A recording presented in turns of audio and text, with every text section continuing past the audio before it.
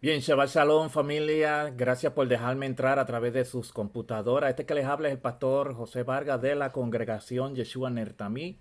Para mí es un gozo, un privilegio del poder estar en esta hora. En verdad, sé que en muchos lugares hay diferencia de hora, amén, pero damos gracias al Eterno por permitirnos entrar a través de su computadora. Hoy tenemos el Ministerio Betzorato Va tiene un invitado especial y es el que nos va a estar trayendo la parashá de esta semana. Así que voy a pasar con ustedes al pastor Augusto, que nos va a traer esta noche la enseñanza. Así que, pastor Augusto.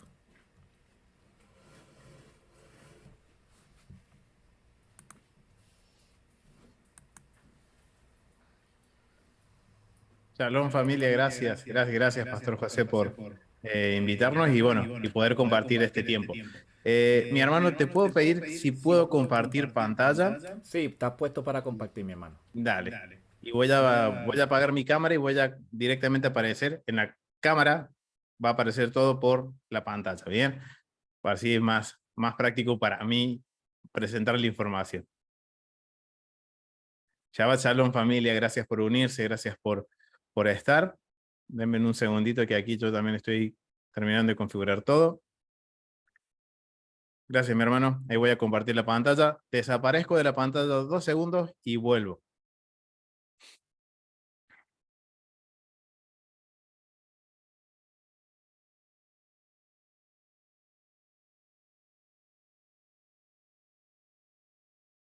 Ahora sí, familia. ¿Me ven ahí?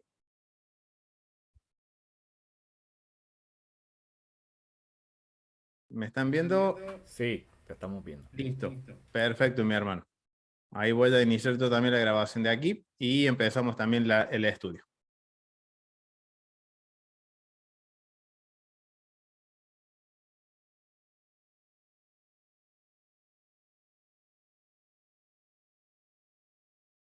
Shabbat Shalom familia, gracias por unirse a este estudio, gracias por unirse a la transmisión junto con nuestro hermano y pastor José Vargas, que estamos justamente dando este estudio de la porción de esta semana, familia. Vamos a continuar con nuestro estudio de Éxodo. Recuerden que aquellos que nos siguen por la Biblia en su contexto, estamos haciendo una serie de estudios que van con respecto a las porciones semanales, en donde estamos viendo el contexto y los mandamientos, ¿bien? En este caso, como tenemos la bendición de poder compartir este tiempo junto con nuestro hermano y pastor José Vargas, que nos ha invitado amablemente a poder compartir la porción con ustedes, vamos a tocar la parte contexto. Nos vamos a enfocar en el contexto de la porción de esta semana, que es la porción que va de Éxodo 30, versículo 11, a Éxodo capítulo 34, versículo 35, ¿bien? Esto es obviamente viene a continuación de lo que estuvimos viendo en la última porción. Recuerden que en la última porción, el Eterno, ¿qué estaba haciendo? Dando instrucciones, estaba dando los planos a Moisés de cómo construir el tabernáculo. Aquí va a dar las últimas instrucciones y va a suceder un acontecimiento en Israel que va a marcar un antes y un después en la vida en el desierto, ¿bien? Entonces, vamos a iniciar este estudio. Me gustaría que hagamos como un poquito de recordatorio de lo que estuvimos viendo en el último estudio, en lo que vimos en las últimas porciones, que fue básicamente la instrucción que el Eterno estaba dándole a Moisés de cómo construir el tabernáculo. O sea, podemos entender que el Eterno estaba en un proceso creativo y esto nos va a ayudar a entender y a poder ver en esta porción que hay una conexión o que podemos hacer un paralelismo con el libro de Génesis, familia. Hay un paralelismo tan similar en donde sí cambian los actores, pero la esencia es la misma, familia. Así que vamos a tratar de determinar este patrón y vamos a determinar también este paralelismo que hay junto a esta porción que la podemos asociar con el libro de Génesis, familia. Bien, recordemos que, como les decía, porción anterior, el Eterno está dando las instrucciones de cómo construir el tabernáculo y justamente en esta porción, en los capítulos 30 y 31, está dando las últimas instrucciones de cómo terminar de construir el tabernáculo. O sea que está dando las últimas instrucciones de, digamos, de ese proceso de creación que el Eterno estamos dando. Y aquí hay algo que tenemos que tener en claro, familia. El tabernáculo es un microcosmos del Edén y esto nos va a permitir conectar este proceso creativo con el libro de Génesis, con Génesis capítulo 1, capítulo 2. O sea, vamos a ver que aquí vamos a ver como que hay un patrón que se va a empezar a establecer y que va a empezar a surgir. Y algo de esto hemos hablado, recuerden, en el estudio que hicimos de la introducción a la metodología en Caos y Cosmos, en donde vamos a empezar a ver un patrón que va a estar este patrón asociado con creación y una nueva creación. O sea, vamos a tener un proceso de caos y un proceso de orden, de cosmos, ¿bien? Yo les invito a que puedan ver ese estudio. Obviamente es introductorio, es un estudio que hemos dado como para familiarizarnos con todo lo que es el vocabulario de la metodología de estudio que hemos aprendido de nuestro hermano maestro Rico Cortés. Entonces, estos primeros capítulos de esta porción 30 y 31 los podríamos asociar como un paralelismo con el libro de Génesis. Está culminando el proceso creativo. Y algo que nos va a dar el indicio es cómo termina el capítulo 31. Cómo termina este proceso creativo de lo que es el tabernáculo. Quiero que me acompañen y vamos a Éxodo capítulo 31.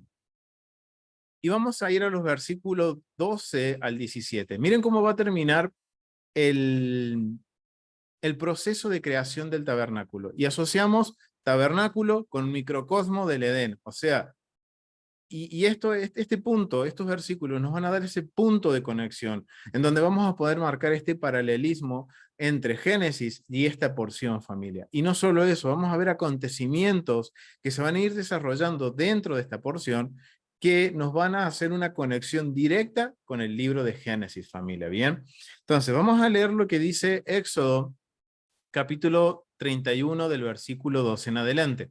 Dice: habló además Adonai a Moisés diciendo, recuerden que aquí ya está terminando el proceso de creación, un proceso de creación. El Eterno está dándole el plano para que una vez que Moisés descienda del tabernáculo, de la montaña, pueda edificar el tabernáculo. Le está dando todas las medidas, todos los parámetros, todos los del diseño, hasta de los utensilios, del más grande al más pequeño. O sea, imagínense todo lo que Moisés tenía que desplayar después a la hora de la construcción del tabernáculo. Pero miren cómo termina el proceso de la creación del tabernáculo. Dice, habló además Adonai a Moisés diciendo, tú hablarás a los hijos de Israel diciendo, en verdad vosotros guardaréis mis días de reposo, porque es señal entre mí y vosotros por vuestras generaciones, para que sepáis que yo soy Adonai que os santificó.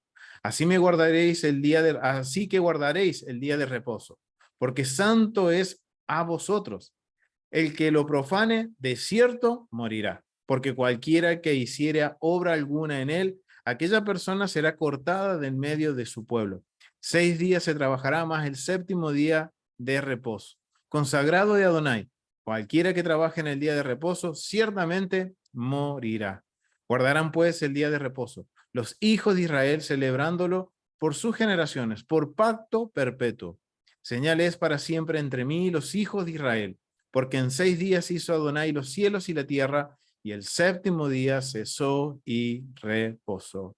Y este vocabulario que estamos viendo cómo culmina el tabernáculo, la construcción del tabernáculo, lo vamos a poder ver también en Génesis, capítulo 2, versículo 1, Génesis, capítulo 2, versículo 1 y 2. Y dice, fueron pues, acabó de los cielos y la tierra, y todo el ejército de ellos. Y acabó Dios en el día séptimo la obra que hizo, y reposó el día séptimo de toda la obra que hizo. Y bendijo Dios el séptimo día y lo santificó, porque en él reposó de toda la obra que había hecho en la creación, familia. Miren cómo ahora podemos hacer una conexión, ahora podemos demostrar bíblicamente que existe una conexión entre el santuario, en este caso el tabernáculo, después va a ser el primero y segundo templo, con lo que es el Edén,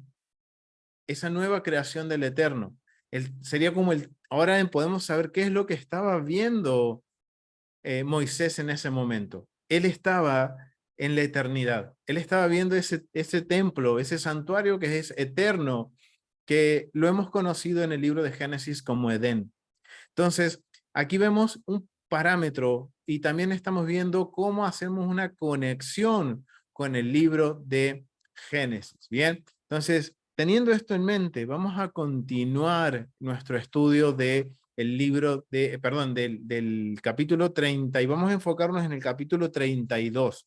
Bien, sé que hay varios capítulos, pero nos vamos a enfocar en el capítulo 32 específicamente. Bien, obviamente no nos vamos a enfocar en los mandamientos, eso va a haber una segunda parte de este estudio en donde amerita dedicarle tiempo a los mandamientos. En esta porción se encuentran 10 mandamientos, de los cuales 4 son performativos, o sea que debemos hacer, y 6 son prohibitivos, 6 que son de que no debemos hacer. Entonces, eso van a ser aparte, vamos a tocarlos en un estudio aparte, va a ser una segunda parte de este estudio porque creo y considero que es necesario enfocarnos en esos 10 mandamientos y podemos aprender muchísimo. En este caso nos vamos a enfocar en el contexto. Y ahora poniendo en el contexto esta porción, podemos ver que hay una similitud, hay un paralelo con el libro de Génesis y la historia de la creación.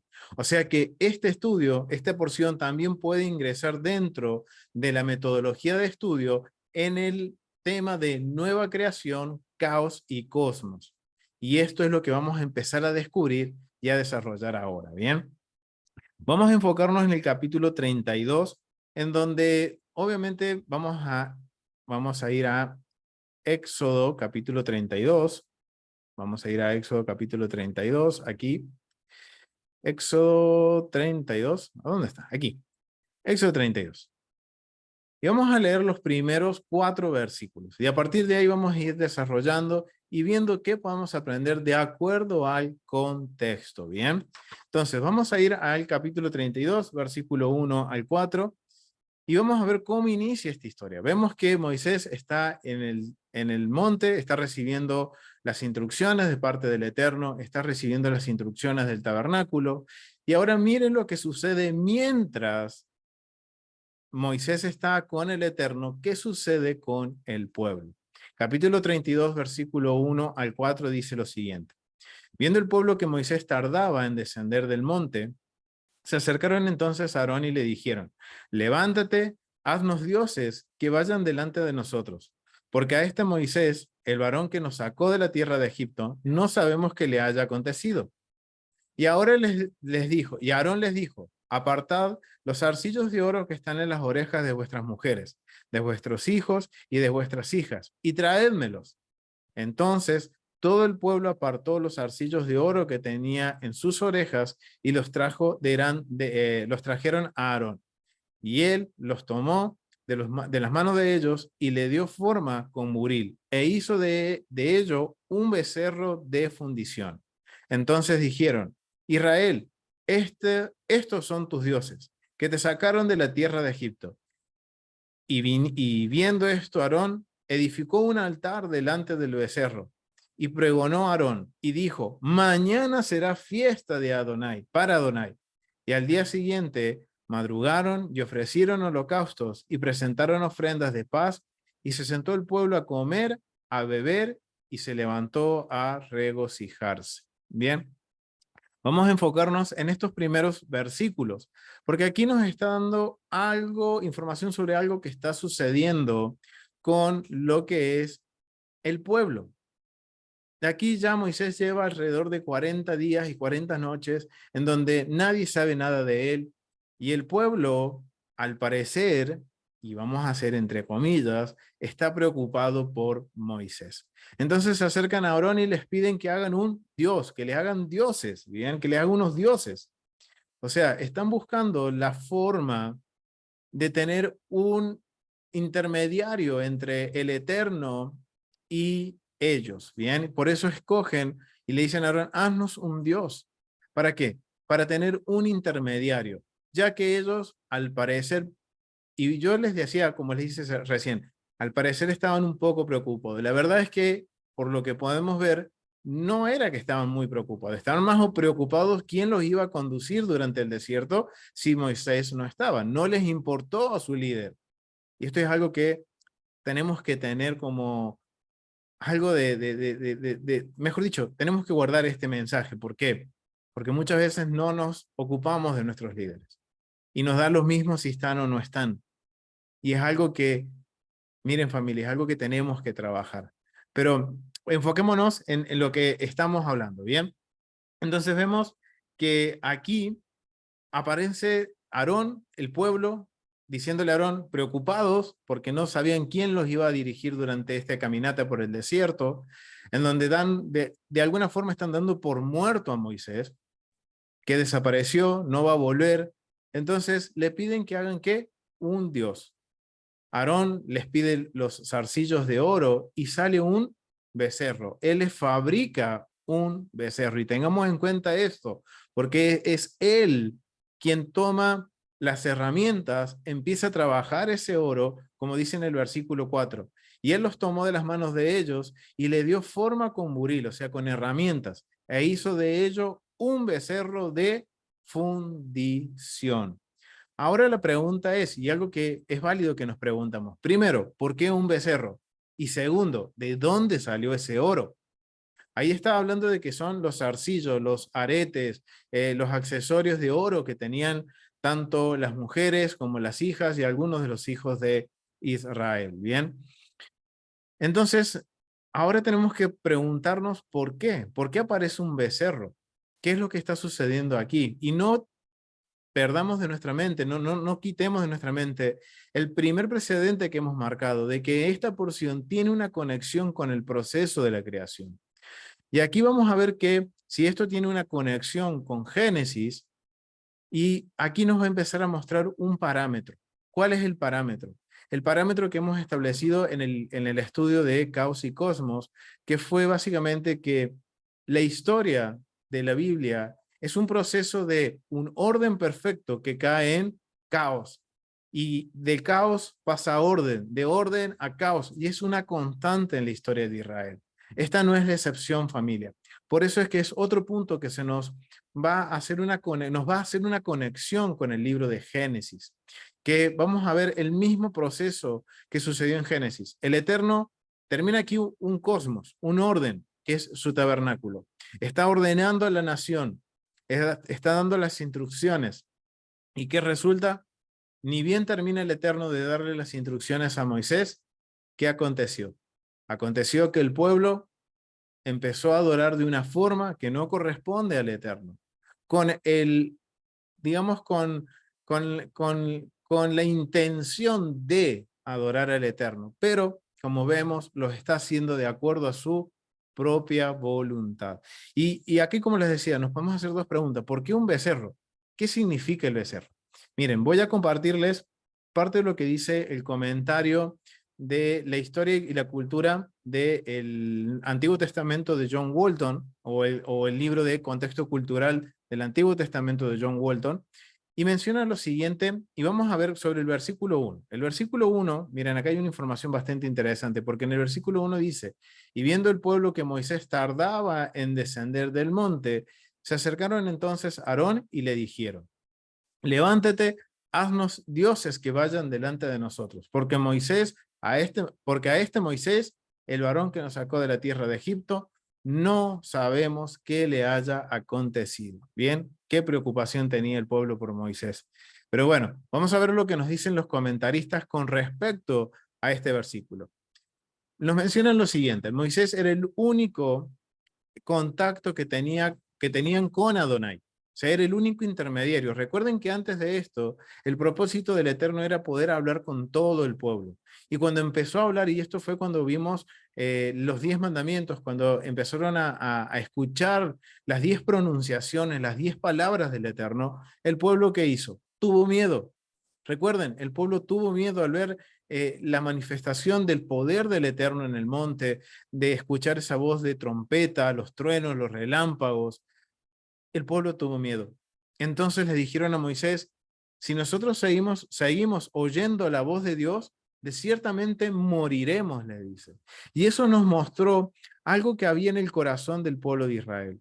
Aún seguían ellos atados y ligados a la percepción del antiguo Medio Oriente, en este caso de Egipto, en donde únicamente los reyes y los sacerdotes podían hablar con los dioses.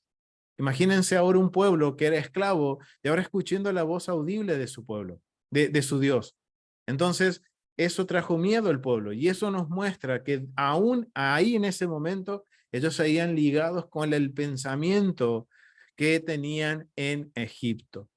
Y esta no tampoco va a ser la excepción, por eso aparece un becerro de oro. Pero miren, en ese punto fue cuando el pueblo le dijo a Moisés, ve tú, habla con el Eterno y todo lo que él te diga, eso haremos. Hicieron juramento, hicieron un pacto.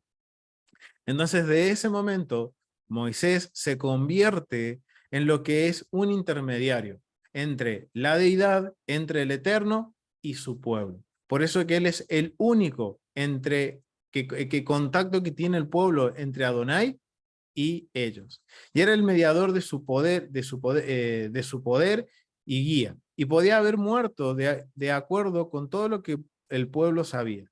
Si él se había ido, se podía creer que se había perdido en el contacto con Adonai y que por lo tanto era necesario un mediador reemplazante que ocupara el papel de alguien que vaya delante de ellos.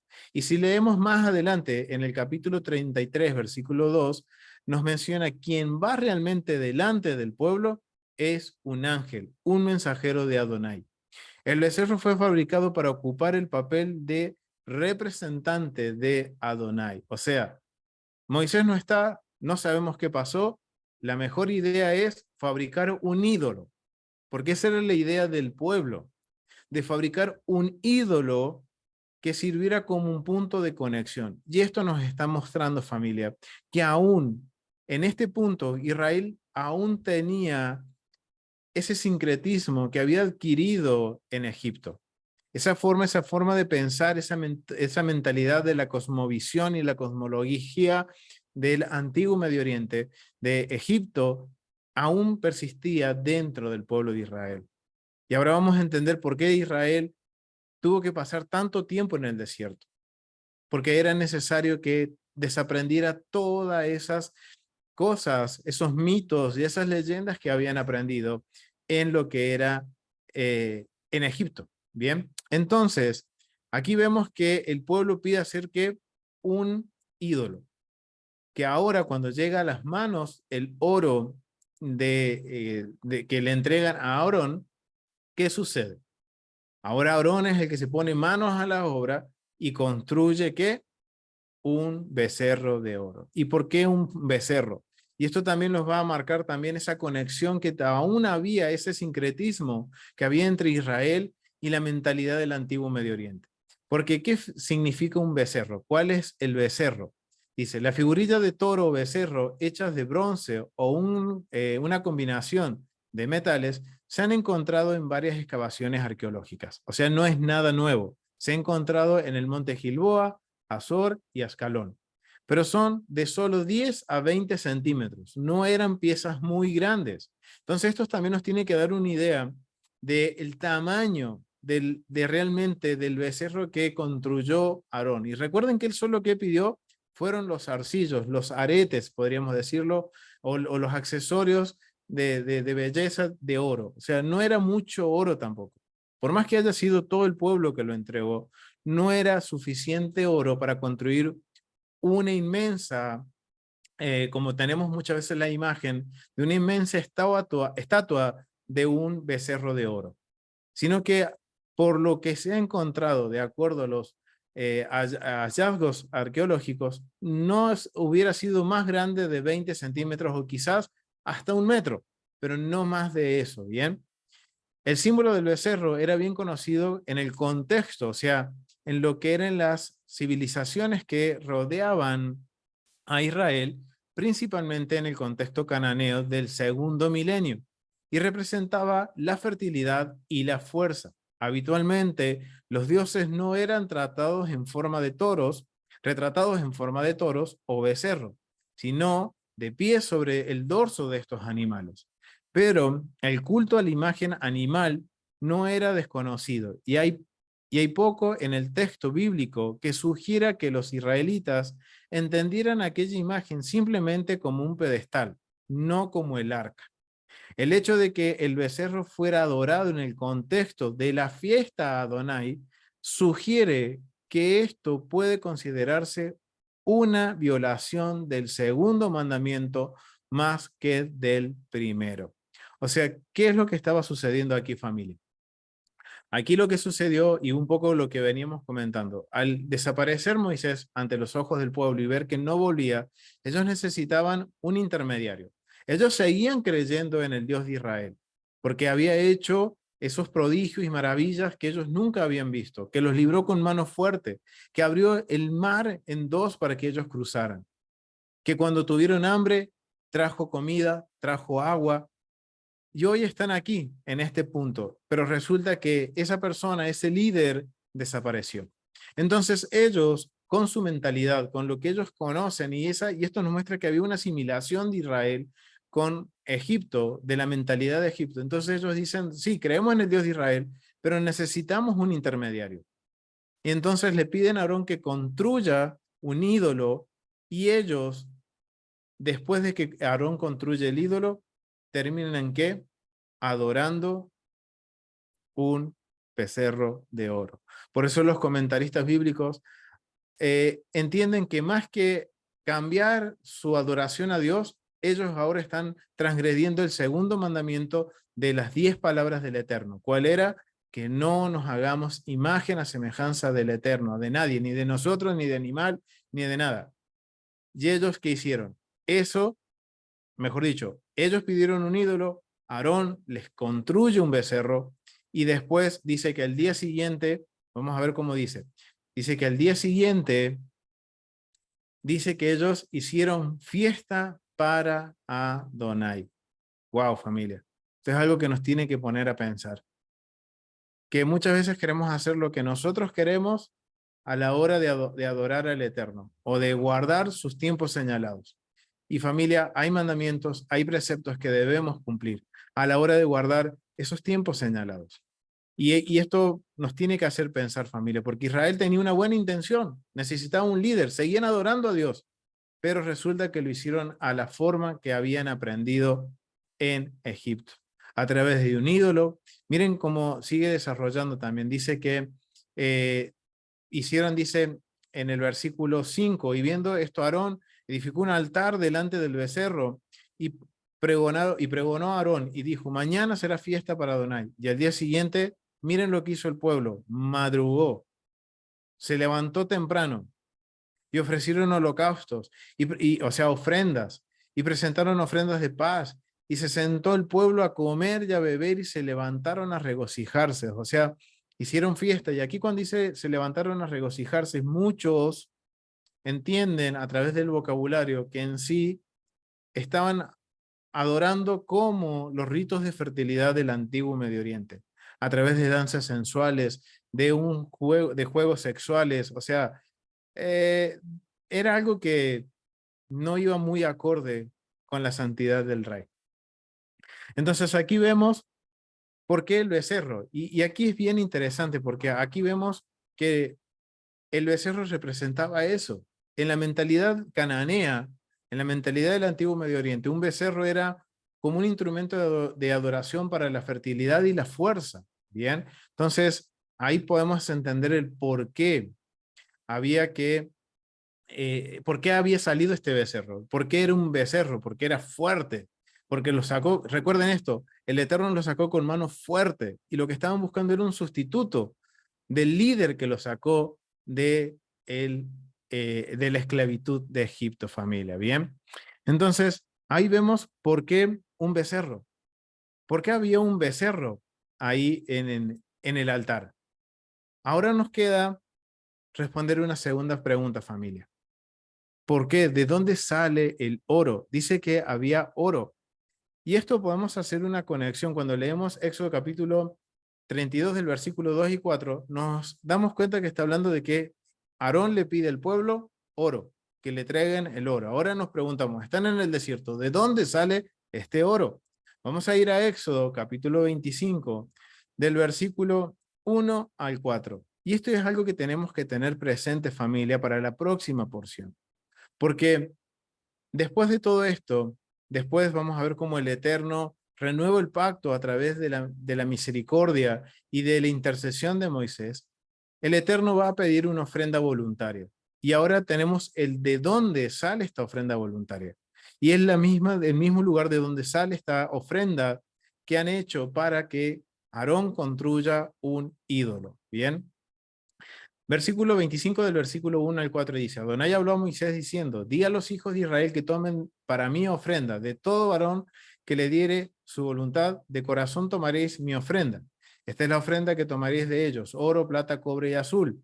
Bien, y aquí vemos que esto, ¿de dónde proviene? Esto proviene de lo que es, recuerden cuando salieron de Egipto, salieron que con oro, salieron ellos vaciaron a los egipcios. Y esto que el Eterno más adelante va a pedir como ofrenda, proviene de esas riquezas que ellos obtuvieron al salir de Egipto. Que el Eterno los hace salir bendecidos, sí, rápido, pero con bendición. Y de ese mismo oro que tienen que ofrecerle al Eterno como ofrenda voluntaria, de ese mismo oro, ellos están trayéndole a Aarón, están trayéndole para que haga este ídolo, ¿bien?